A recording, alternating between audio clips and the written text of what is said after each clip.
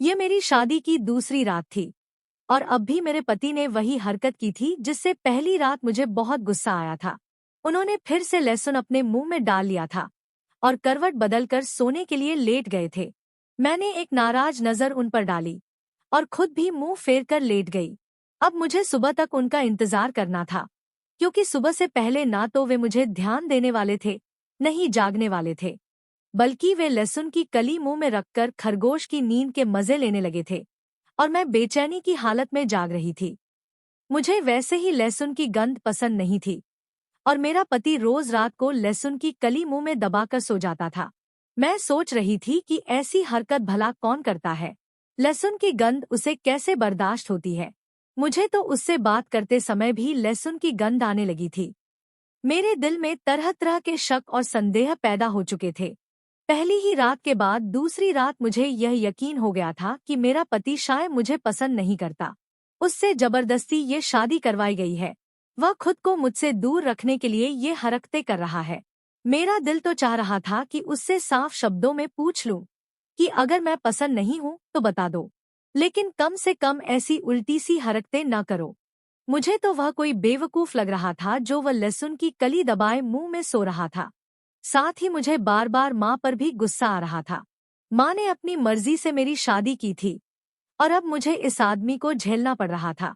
मैं जवान थी, खूबसूरत थी, मेरे अंदर भावनाओं का एक तूफान था, लेकिन मेरा पति एक 40 साल का अधेड़ उम्र का पुरुष था, जिसने शादी की पहली रात भी मेरा हक अदा नहीं किया था और अब दूसरी रात भी वह इस तरह सो रहा था जैसे मैं उस कमरे में मौजूद ही न हो। मुझे तो लगा था कि जब मेरा पति उम्र में मुझसे इतना बड़ा होगा तो वह मेरा ख्याल रखेगा, उसे मेरी ज्यादा चाहत होगी और वह हद से ज्यादा मेरी जवानी और खूबसूरती पर फिदा होगा। लेकिन यहाँ तो सब कुछ उल्टा निकला। उसे तो जैसे मेरी परवाह ही नहीं थी। मैं बस बिस्तर से टेक लगाए उसी तरह बैठी रही। धीरे धीरे रात गुजरती चली गई। सुबह फजर की अजानों के करीब मेरे पति की आंख खुली तो उसने मुझे जागता हुआ पाया। हैरत से पूछने लगा, राबिया, तुम सोई नहीं हो? उसका अंदाज बिल्कुल सामान्य सा था, जैसे कोई बड़ी बात न हुई हो। मैंने नाराजगी से उसे देखा तो वह समझ गया कि मेरे दिल में क्या चल रहा है। मैंने बस एक शिकायत भरी नजर उस पर डाली थी और फिर नजर चुरा ली। शर्म और हया आड़े आ गई थी, वरना दिल तो चाह रहा था कि उसका गिरेबान पकड़कर पूछूं कि आखिर वह चाहता क्या है। उसने मेरे चेहरे के हाव भाव पढ़ लिए थे। वह मुस्कुराया और मेरे करीब आ गया। उसके करीब आते ही फिर मुझे वही लहसुन की गंध आने लगी और मैंने नाराजगी से मुंह फेर लिया। उसे अंदाजा हो गया कि मुझे उसके मुंह से आती बदबू से चिढ़ आ रही है। वह हंसा और बोला कि कुछ देर बाद तुम्हें यही गंध अच्छी लगेगी, जब तुम्हें पता चलेगा कि मैं रोज रात को लहसुन क्यों खाता हूँ। फिर उसने मुझे बाजू से पकड़कर अपनी ओर खींचा, दबाकर अपने सीने में भी, और कहने लगा, बस इतनी जल्दी हार गई तुम? सोचो, अभी तो मुझे तुम्हें छोड़कर परदेस भी जाना है, फिर अकेले कैसे रहोगी? तुमसे तो 2 रातों की जुदाई बर्दाश्त नहीं हो रही।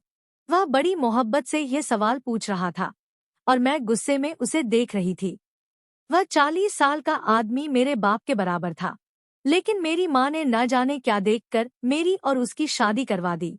पहले ही वह मेरे अरमान पूरे करने में नाकाम रहा और अब परदेस जाने की बात कर रहा था। यह परदेस का पैसा ही तो था जिसकी वजह से माँ ने मुझे किसी बोझ की तरह अपने सिर से उतार फेंका था। लेकिन जब मैंने कुछ ना कहा तो कहने लगा, बताओ ना, मेरे बिना कैसे रहोगी? उसकी उंगलियां मेरे होठों पर हिलने लगी और मैं एकदम ही झिझक उठी। सारी रात मुझसे बेखबर रहने वाला अब भावनाओं में बेबाक हो रहा था। बात ना करे आप मुझसे, मैं नाराज हूँ, मैंने एक नखरे से कहा। मेरी बात सुनकर उसने मुस्कुराते हुए अपने होंठ मेरे होठों पर टिकाए। लहसुन की तीखी खुशबू मेरे नथुनों से टकराई। मैंने बड़ी तेजी से अपनी सांस रोकी। उसने मेरी इस हरकत को महसूस तो किया, लेकिन इस बारे में कुछ न कहा, बल्कि कहने लगा कि चलो आओ, अब तुम्हें अपनी मोहब्बत से पूरा कर देता हूँ। उसने जैसे जानबूझकर मेरा ध्यान हटाने के लिए यह बात की। उसकी यह बात सुनकर आप मेरे वजूद में एक शर्मिंदगी सी आ गई। मैंने सिमटकर अपने आप को थोड़ा पीछे किया और मुंह फेर लिया। कुछ देर पहले मैं जिस करीबियत के लिए तड़प रही थी, अब उसी करीबियत से मुझे थोड़ी झिझक और शर्म आ रही थी। उसने मुझे शर्माते देखा तो तेजी से खींचकर बिस्तर पर लिटा दिया और मेरे ऊपर झुकते हुए कहने लगा, कल रात का हिसाब भी आज कर दूंगा ताकि तुम्हें मुझसे फिर कोई शिकायत ना हो। मैं तुम्हारी हर शिकायत मिटा देना चाहता हूँ। वह दीवानों की तरह मुझे चूमने लगा और फिर जैसे ही वह मेरे और करीब हुआ तो मेरी चीखें निकल गईं, क्योंकि मेरे लिए पिछले कई सालों से रिश्ते आ रहे थे, लेकिन मेरी माँ को जैसा रिश्ता चाहिए था वैसा मिल के नहीं दे रहा था। और आज माँ बहुत खुश थी, क्योंकि उन्हें उनका मनचाहा रिश्ता मिल गया था।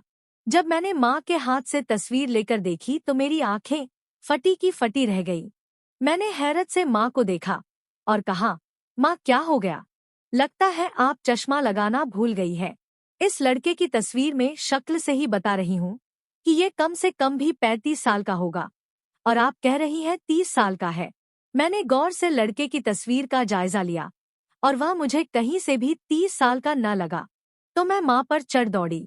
माँ ने गुस्से से मुझे देखा, कहने लगी, परदेस में रहता है, इतना बड़ा घर है, किसी चीज की कोई कमी नहीं है, और वैसे भी मर्द उम्र में बड़ा हो तो बीवी को हद से ज्यादा अहमियत देता है और उसकी मोहब्बत भी बहुत अलग होती है।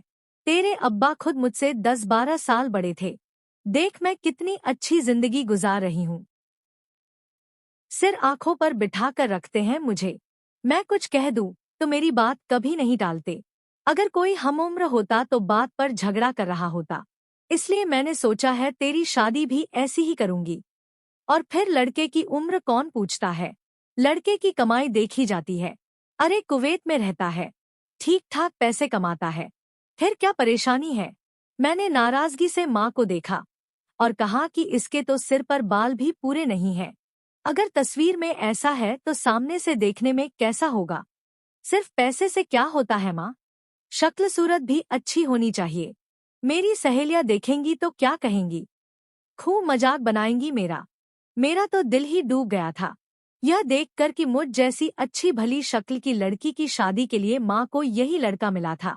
माँ कहने लगी, कुछ अरसे की बात है, वे सब अपने घरों की हो जाएंगी, उन्हें तेरा होश भी नहीं रहेगा। तू अपने भविष्य के बारे में सोच। तेरी सहेलियों का क्या है? उन्हें कौन से किसी मुल्क के शहजादे मिलने वाले हैं? मैंने गुस्से में कहा, माँ कोई दुश्मनी तो नहीं निकाल रही है? इतनी अच्छी भली रिश्तों को ठुकरा कर अब इस लड़के से मेरी शादी करोगी जो लड़का कम और आदमी ज्यादा है? इससे अच्छा तो आमिर से ही मेरा रिश्ता तय कर देती। आमिर मेरी फूफी का बेटा था, जिसकी अच्छी खासी नौकरी थी, लेकिन माँ ने फूफी की शक्ल देखकर इनकार कर दिया था। मेरी बात सुनकर माँ ने जूती उठाई और एक जोर से खींचकर मेरे मुंह पर दे मारी। कहने लगी, शर्म नहीं आती बेहया माँ से ऐसी बातें करती है? कैसे मेरे मुंह पर आमिर का नाम ले रही है? खबरदार जो तेरी जबान से आइंदा उसका नाम निकला। अभी तो अपनी फूफी के कारनामों से वाकिफ नहीं है। जब मैं नई नई शादी होकर आई थी तो तेरी फूफी ने मेरी जिंदगी हराम कर दी थी। बड़ी मुश्किल से मैंने सारी जिंदगी तेरी फूफी को एक ननद के तौर पर बर्दाश्त किया है। अब उसे समधन बनाकर अपनी जिंदगी और खराब नहीं करना चाहती मैं। आमिर में लाख अच्छाइयाँ सही, लेकिन वह नजमा का बेटा है। बस यही एक बात काफी है मेरे लिए इनकार के लिए। माँ ना जाने मुंह ही मुंह में और भी क्या कुछ बड़बड़ा रही थी। फिर जब मुझे अपनी जगह बैठे देखा तो गुस्से में कहने लगी, बस मैंने कह दिया है ये लोग आज शाम को आ रहे हैं, तो अच्छी तरह तैयार हो जाना। वह जो तेरा नया जोड़ा सिलाया था ना, वही पहनना। कुछ ही दिनों की बात है, फिर यह लड़का दोनों बहनों की शादी कर देगा। माँ बूढ़ी बीमार है, घर में तेरे सिवा और कोई नहीं होगा। तू खूब राज करना। वैसे भी उसे कौन सी सारी उम्र तेरे साथ रहना है? 2-2 दिन रहेगा फिर कुवैत चला जाएगा। उसके बाद तो पैसा ही भेजेगा ना। माँ के लिए मेरी शादी का मतलब सिर्फ मेरी जिंदगी में आराम और पैसे लाना था। उन्हें मियाँ बीवी जैसे रिश्ते से कोई सरोकार नहीं था। शायद इसलिए कि अपनी शादी के शुरुआती दिनों में ही उन्होंने बहुत मुश्किल और बुरे दिन गुजारे थे। इसलिए उनका ख्याल था कि मैं भी कुछ अरसा उसी तरह गुजार सकती हूँ। लेकिन फिर कम से कम मुझे सुकून तो मिलेगा ना। माँ के लिए पैसा ही सब कुछ था, जबकि मैं चाहती थी कि मेरा लाइफ पार्टनर थोड़ा खुशशक्ल हो। ऐसा हो कि मेरे साथ खड़ा हो तो मेरी सहेलियों को जलन और हसद महसूस हो, और आमिर वह जो मेरी मोहब्बत का दम भरता था। मैं चाहती थी कि वह भी देखे कि मेरी शादी किससे हुई है, लेकिन उस लड़के की तस्वीर देखकर तो मेरा अपना दिल ही खराब हो गया था। खैर, माँ के आगे मेरी भला कहाँ चलनी थी। उसी शाम को लड़के की दो बहनें और लाठी के सहारे चलती उसकी माँ हमारे घर चली आईं। मैंने गौर से उन दोनों लड़कियों को देखा। सीधी सादी सी ही मालूम होती थी। उनकी माँ ने भी मुझसे ज्यादा सवाल जवाब नहीं पूछे। बहनें भी बस सादगी से खामोशी बैठी हुई थी। और फिर जाते हुए लड़के की माँ ने कह दिया कि भाई, हमें तो अपने शाहिद के लिए आपकी राबिया बहुत पसंद आई है। हमारा बेटा जल्दी वापस आने वाला है। हम चाहते हैं कि सादगी के साथ शादी के मामले हो जाए। माँ को भी भला क्या ऐतराज होना था।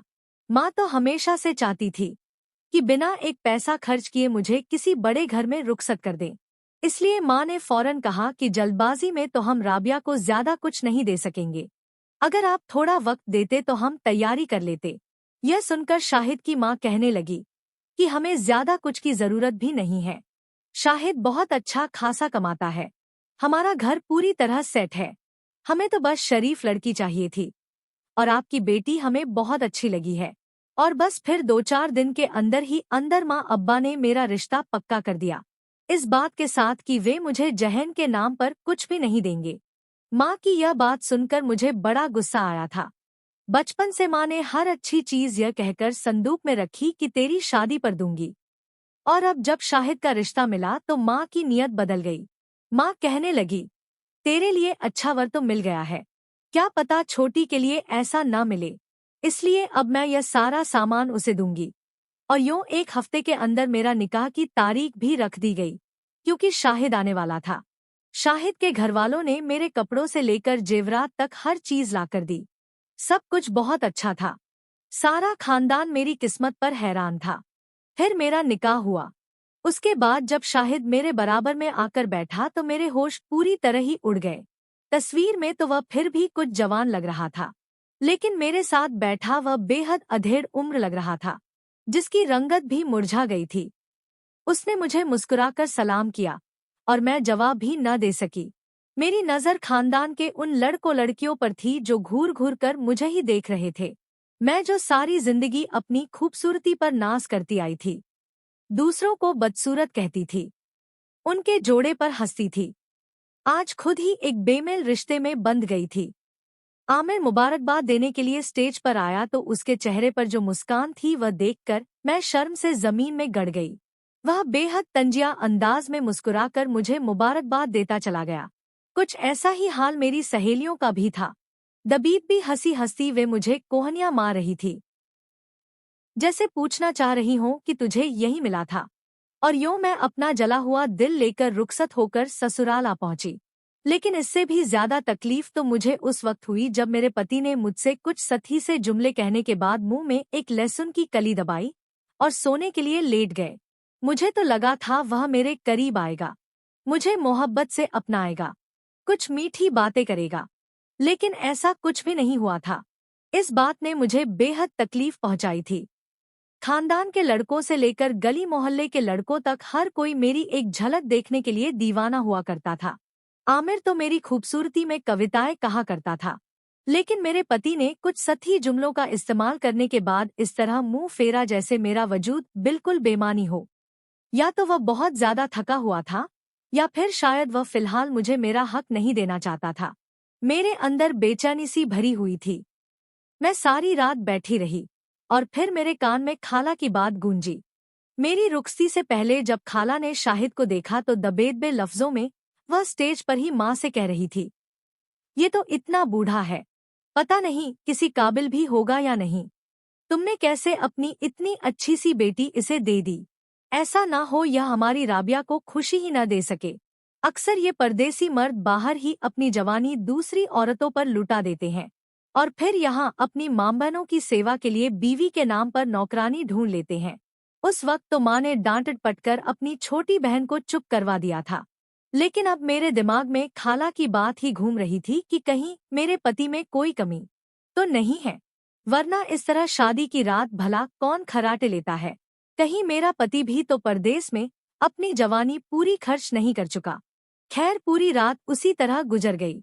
मैं भी थकी हुई थी, इसलिए कुछ ही देर बाद मुझे भी नींद आ गई। फिर अगला दिन वलीमे के चक्करों में बहुत मशरूफ गुजरा। मेरे ससुराल वाले वाकई बहुत अमीर थे। बहुत धूमधाम से बड़ा फंक्शन किया गया था। मैं बहुत अच्छे पार्लर से तैयार हुई थी। सब कुछ बहुत अच्छा था, यहाँ तक कि मैं अपने खानदान वालों के सामने भी अकड़ गई थी, क्योंकि खाने से लेकर हर चीज का इंतजाम बहुत शानदार हुआ था। मेरे सोने के जेवरात, शानदार जोड़ा और वलीमे का इंतजाम देखकर खानदान वालों के मुंह पर भी ताला लग गया था। और फिर मुझे थोड़ा सुकून नसीब हुआ। मेरा दूल्हा न सही, लेकिन उसके पैसे ही सही। मैंने काफी रौब डाल दिया था सब पर। मुंह दिखाई के नाम पर मेरे पति ने मुझे हीरे का लॉकेट दिया था। मैंने उसकी भी खूब भरपूर नुमाइश की। खासकर आमिर के सामने तो जानबूझकर उस लॉकेट को अपनी उंगली में घुमाया ताकि वह भी अच्छी तरह से देख ले कि मेरे पति ने मुझे क्या दिया है। आमिर की शक्ल वाकई उतर गई थी और मुझे करार आ गया था। फिर हम वापस घर लौटे तो फिर शाहिद ने मुंह में लहसुन की कली दबाई और सोने के लिए लेट गया। मैं जागती रही और यूं ही फजर हो गई। फजर की अजानों के करीब वह उठा तो मुझे जागते हुए पाकर उसे समझ आ गया कि मेरे दिल में क्या चल रहा है। वह मेरे करीब आया। उसने मुझे पकड़कर अपने पास लिटाया और फिर जैसे ही मेरे होठों के करीब हुआ तो मेरी चीख निकल गई, क्योंकि उसके पास से उठती बदबू मेरे लिए बर्दाश्त करना मुश्किल था। मैंने फौरन उसे धकेला और पीछे हटी और गुस्से में कहा कि ये कैसी बदबू है, मुझसे बर्दाश्त नहीं हो रही। आप कच्ची लहसुन की कली क्यों खाते हैं? उसकी गंध बर्दाश्त करके आपके करीब होना मेरे लिए नामुमकिन है। मेरी आंखों में आंसू आ रहे थे। मैंने सोचा था कि लड़का बाहर मुल्क से आ रहा है तो कम से कम पान छालिया जैसी चीजों से तो दूर ही रहेगा। मुझे पान खाते लाल दांतों वाले मर्दों से बड़ी नफरत थी। लेकिन मेरे पति ने तो एक अजीब और गैरमामूली सा ही शौक पाल रखा था। मेरा पति कुछ पलों के लिए खामोश हो गया, फिर कहने लगा कि सही वक्त आने पर बता दूंगा कि मैं यह क्यों इस्तेमाल करता हूँ। फिर उसने मेरा हाथ पकड़कर मुझे अपने पास कर लिया। मैंने कहा, प्लीज शाहिद आप ब्रश कर लें, मेरे लिए यह बर्दाश्त करना मुश्किल हो रहा है। मेरी हालत देखते हुए शाहिद गया और ब्रश करके आ गया। और फिर उसके बाद उसने जिस तरह मुझ पर अपनी मोहब्बत निछावर की वह मेरे बयान से बाहर थी। वह भी मेरी तरह ही बिल्कुल बेचैन और बेताब था और अपनी मोहब्बत मुझ पर लुटाते हुए तसल्ली हासिल कर रहा था। मेरी दबीबी सिसकियां सारे कमरे में गूंज रही थी। और उसी तरह सुबह हो गई। मैं थकान से चूर वजूद लिए सो चुकी थी और शाहिद मेरे करीब ही बैठे हुए थे। फिर अगला दिन कहाँ गुजरा कुछ पता ही ना चला। मुझसे मिलने के लिए कोई ना कोई मेहमान आता रहा। जब रात हुई तो फिर शाहिद ने अपने मुंह में लहसुन की कली दबा ली। अब की बार तो मुझे बहुत गुस्सा आया। मैंने कहा, शाहिद बताइए तो सही यह क्या हरकत है? मुझसे ये गंध बर्दाश्त नहीं होती। आप बार बार यह लहसुन की कली मुंह में क्यों दबा लेते हैं? अगर यह रखेंगे तो फिर मेरे पास मत आइएगा। मैंने गुस्से से शाहिद को मना किया। वे कहने लगे, मैं बस कुछ दिनों के लिए आया हूँ, मुझे खुद से दूर न करो। पहली रात मैं बहुत थका हुआ था, इसलिए सो गया था। लेकिन अब जब तक मैं यहाँ हूँ रोजाना तुम्हारे पास आऊंगा। वे बहुत बेताबी से कहते मेरे करीब आए और मैंने उन्हें पीछे हटा दिया। वे कहने लगे, अच्छा अभी सो जाओ, मैं सुबह के वक्त उठूंगा तो ब्रश करके आ जाऊंगा। मुझे उनकी यह बात बहुत नागवार गुजरी थी कि वे मुझसे दूर रहने को राजी हो गए थे, लेकिन लहसुन की कली फेंकने को तैयार न थे। मुझे बचपन से लहसुन की गंध पसंद नहीं थी। जिस खाने के तड़के में लहसुन डाला होता था, मैं वह खाना तक नहीं खाती थी। और अब तो मेरा पति पूरी लहसुन की कली मुंह में दबाकर मेरे करीब सोने लगा था। फिर मैं सारी रात अपने पति का इंतजार करती रही। वे फजर के करीब लहसुन की कली फेंककर ब्रश करके मेरे पास आए और मेरी बेचैनी को अपनी मोहब्बत से मिटा दिया। 10 दिन उसी तरह गुजर गए। हर रात ऐसा ही होने लगा। वे हर रात मेरे करीब न आते। सुबह मेरे पास आते तो इस कदर बेताब होते कि उनकी बेताबियों को बर्दाश्त करना मेरे लिए मुश्किल हो जाता। मैं हैरान थी कि 40 साल की उम्र में भी वे कैसे इतना जवान और चुस्त दुरुस्त है। फिर 20 दिन पूरे हुए तो मेरे पति की तबीयत खराब होने लगी। वे ना खाना खा रहे थे, न उनसे पानी पिया जा रहा था। मैंने बहुत पूछा तो भी कुछ न बोले। यहाँ तक कि मैं जबरदस्ती उन्हें लड़झगड़ कर डॉक्टर के पास ले गई। और जब डॉक्टर ने उनका चेकअप किया और मुंह खुलवाया तो एकदम ही वह चीख उठा। कहने लगा, आपने अपने साथ क्या किया है? मेरे पति ने शर्मिंदगी से मुझे देखा और डॉक्टर से कहने लगे, मैं रोज रात को मुंह में लहसुन की कली रखकर सोता हूँ। ये सुनना था कि डॉक्टर ने उन्हें बहुत बुरी तरह से डांटा और बोला कि ये क्या हरकत है? आप जानते हैं किसी भी गलत चीज का इस्तेमाल कितना नुकसानदेह हो सकता है। आपने ऐसा क्यों किया? डॉक्टर का बस नहीं चल रहा था।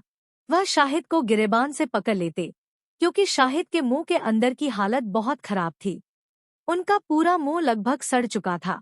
उनके लिए पानी पीना भी मुहाल था। कुछ देर तक शाहिद खामोश बैठे रहे। फिर कहने लगे, मैं बहुत कम उम्र में यानी जवानी में कुवैत चला गया था। वहां मुझे अकेले गुजारा करना पड़ता था। खुद ही खाना बनाना, कपड़े धोना, सारे काम काज करना। क्योंकि मैं जो भी कमाता था वह मैं यहाँ अपनी माँ को भेज दिया करता था। इसलिए जब मेरे पास वहाँ ज्यादा पैसे न होते तो मैं कुछ भी उल्टा सीधा खा लेता। खाना बनाने के लिए लाता तो अक्सर कच्चा खाना पकाकर खा लेता, क्योंकि मुझे कुछ भी ठीक तरीके से नहीं आता था। फिर पिछले कुछ अरसे से मेरे मुंह में इन्फेक्शन होने लगा। मुझे अक्सर ही मुंह में छाले आ जाते, कभी मेरी जीभ खराब होने लगती, कभी मुंह का जायका चला जाता। मुझे समझ ही नहीं आता था कि ये सब कुछ क्यों हो रहा है। कुवैत में मैंने कभी किसी डॉक्टर को चेकअप नहीं करवाया। सोचा था कि पाकिस्तान आऊंगा तो चेकअप करवाऊंगा। जब मैं वापस यहाँ आया तो मेरी शादी की तैयारियां हो रही थी। मैंने सोचा कि अगर मैं अस्पताल आया तो घरवाले परेशान हो जाएंगे, इसलिए मैंने कुछ न कहा। फिर मेरे एक दोस्त ने मुझे बताया कि लहसुन की कली मुंह में दबाकर सो जाया करो, इससे तुम्हारे मुंह के सारे मसले खत्म हो जाएंगे। मैंने सोचा कि अभी नई नई शादी है, अगर मैं बीवी को कहूंगा कि मेरे मुंह के अंदर इन्फेक्शन है तो वह न जाने क्या सोचे, और फिर कहीं उसे ये ख्याल न आ जाए कि मैं एक बीमार आदमी हूँ। बस इसी डर से मैंने अपनी बीवी से कुछ नहीं कहा और रोज रात को अपने दोस्त के मशवरे पर लहसुन की कली मुंह में दबाकर सोने लगा। मुझे लगा था कि इस तरह मेरे मुंह का इन्फेक्शन ठीक हो जाएगा, लेकिन वह ठीक होने के बजाय बढ़ता चला गया। मेरे पति की बात सुनकर डॉक्टर ने सिर पकड़ लिया। बोला कि आपको पता भी है इससे आपकी खाने की नली पूरी तरह खराब हो सकती थी। लहसुन की जहाँ खासियतें हैं वहाँ इसके गलत इस्तेमाल के नुकसान भी हो सकते हैं। कोई भी चीज इस तरह से इस्तेमाल नहीं करनी चाहिए कि किसी के भी कहने पर, किसी दोस्त के, रिश्तेदार के या फिर किसी वीडियो पर आप लोग उल्टे सीधे काम करने लग जाए और फिर जब मसला बिगड़ जाता है तो डॉक्टर के पास चले आते हैं। अब आपका एक लंबा इलाज होगा। आपको बहुत ज्यादा एंटीबायोटिक्स लेने की जरूरत पड़ेगी। अगर आप शुरुआत में मेरे पास आ जाते तो ये सारे मसले न होते। यह कहकर डॉक्टर ने एक बड़ा सा पर्चा मेरे पति के हाथ में पकड़ा दिया और हम बाहर निकल आए। मेरे पति शर्मिंदगी से मुझसे माफी मांगने लगे, लेकिन मैं गौर से अपने पति का चेहरा देखने लगी, जो सिर्फ इसलिए अपनी बीमारी को छिपाते रहे ताकि उनके अपने परेशान न हो जाए। शायद अक्सर मर्द ऐसा ही करते हैं। शाहिद ने जब देखा कि मैं लगातार उन्हें देख रही हूँ तो वे घबरा गए। मेरे हाथ पकड़कर कहने लगे, मुझे छोड़कर तो नहीं जाओगी। बहुत सालों बाद मुझे किसी की मोहब्बत, किसी की करीबियत नसीब हुई है। मैंने इतने साल परदेस में अकेले काटे हैं, अब मैं तुम्हें खोना नहीं चाहता। शाहिद की बात सुनकर मेरी आंखों में भी आंसू आ गए। मैंने बहुत गौर से उनकी मुरझाई हुई रंगत देखी। क्या यह रंगत हमेशा से ऐसी ही थी? क्या यह हाथ पांव हमेशा से ऐसे थे? मेरे दिल ने कहा कि नहीं। इस सांवली रंगत के पीछे यकीनन एक साफ सुथरा चमकदार चेहरा था जो अपनों की ख्वाहिशों और जरूरतों को पूरा करते करते धुंधला गया। मैंने फौरन अपने पति का हाथ पकड़ा और कहा कि मैं कभी आपका साथ नहीं छोड़ूंगी। अगर आपको कभी कोई तकलीफ थी तो सबसे पहले आपको मुझे बताना चाहिए था। मैं आपसे इतने अरसे से पूछ रही थी, लेकिन फिर भी आपने कुछ नहीं कहा। मेरी बात सुनकर वे शर्मिंदा हो गए। मैं उनके साथ घर लौटी तो मेरी सास परेशान थी। पूछने लगी, कहाँ चले गए थे तुम लोग? फिर हमने उन्हें सब कुछ बता दिया, जिसे सुनकर वे भी बहुत परेशान हुई। फिर कहने लगी, बेटा अगर तुम वापस नहीं जाना चाहते तो मत जाओ। मैंने तुम पर कुछ ज्यादा ही जिम्मेदारियों का बोझ डाल दिया। वे बहुत ज्यादा शर्मिंदा नजर आ रही थी। शाहिद कहने लगे, नहीं माँ, मैं दोनों बहनों की शादियां करके हमेशा के लिए वापस लौट आऊंगा, लेकिन अभी मेरा जाना जरूरी है। इसके बाद मेरे पति ने लगातार एंटीबायोटिक्स इस्तेमाल की और दोबारा किसी गलत टोटके पर अमल नहीं किया। 1 हफ्ता गुजरने के बाद उनकी तबीयत में काफी बेहतरी आ गई थी। शुक्र था कि उनका मुंह पूरी तरह खराब नहीं हुआ था, वरना डॉक्टर ने बताया था कि जो गलत टोटके उन्होंने आजमाए हैं उसके बाद उनकी खाने की नली खराब भी हो सकती थी। मेरे पति पूरी तरह सेहतमंद हो गए थे। 2 दिन के बाद उन्हें वापस लौटना था। मैं उनका सामान पैक करना शुरू कर चुकी थी। उन्होंने मेरा हाथ पकड़ा, कहने लगे कि तुम एक बहुत अच्छी बीवी साबित हुई हो। मैंने सोचा भी नहीं था कि जिंदगी के किसी मोड़ पर मुझे इतना अच्छा हमसफर मिल जाएगा। मैंने अपना सिर उनके सीने से टिकाया, क्योंकि अब मुझे समझ आ गई थी कि वे एक मोहब्बत करने वाले वफादार मर्द थे, जिन्होंने हमेशा अपने रिश्तों से वफादारी की थी। मैंने शाहिद से वादा किया कि मैं उनके घरवालों का ख्याल रखूंगी और उनकी वापसी की इंतजार करूंगी। शाहिद 2 दिन के बाद हवाई अड्डे पर मुझे अलविदा कहते दोबारा कुवैत चले गए थे। उनके जाने के बाद मैंने उनकी बीमार माँ का बहुत ख्याल रखा, उनकी बहनों का भी बहुत एहसास करती थी।